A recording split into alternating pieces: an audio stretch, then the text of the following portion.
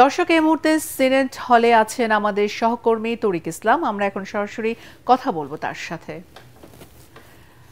তরিক, জাকসু নির্বাচনের ভোট গণনা আসলে কতটুকু এগিয়েছে এবং ফলাফল ঘোষণা সম্ভাব্য কখন হতে পারে?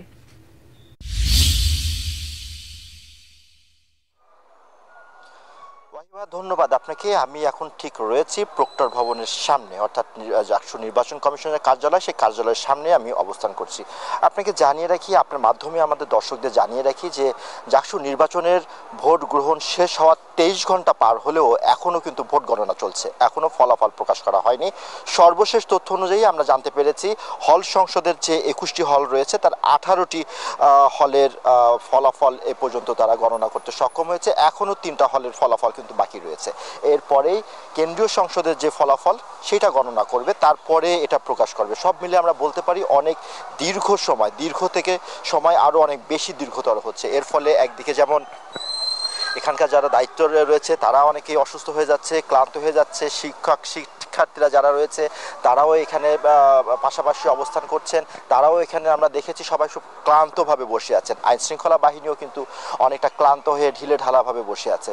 এই এখনকার তথ্য যদি আপনাকে জানিয়ে রাখি, এখন কিন্তু ভোট গণনা বন্ধ রয়েছে। এখানে যে ভিসি রয়েছে, এখানে যে নির্বাচনী কর্মকর্তা বা অন্যান্য যারা রয়েছে তাদের সাথে আলাপ আলোচনা করছে, যার ফলে এখনো বন্ধ রয়েছে। সবকিছু মিলে চরম একটা অনিশ্চয়তা তৈরি হয়েছে যে কত সময় নাগাদ এই ভোটের ফলাফল পাওয়া যাবে। আপনাকে জানিয়ে রাখি, আজকে সকালবেলা এখানকার চারুকলা বিভাগের যে সহকারী অধ্যাপক যিনি ছিলেন তিনি কিন্তু অসুস্থ হয়ে পড়েন। পরে তাকে এরাম মেডিকেলে নিয়ে যাওয়া হলে কিন্তু সেখানকার চিকিৎসকরা তারা মৃত ঘোষণা করে। এর ফলে এখানকার শিক্ষক, শিক্ষার্থী, তার যারা সহকর্মী রয়েছে তাদের মধ্যেও কিন্তু এক ধরনের শোকবহ একটা পরিবেশ বিরাজ করছে। একদিকে শোক, অন্যদিকে দীর্ঘ সময় পার হয়ে পরেও ফল না প্রকাশ হওয়া, সবার মধ্যে কিন্তু এক ধরনের একটা অস্বস্তি বিরাজ করছে। তো প্রক্টর ভবনের সামনে থেকে এই ছিল আমার কাছে সবশেষ। ওয়াহিবা।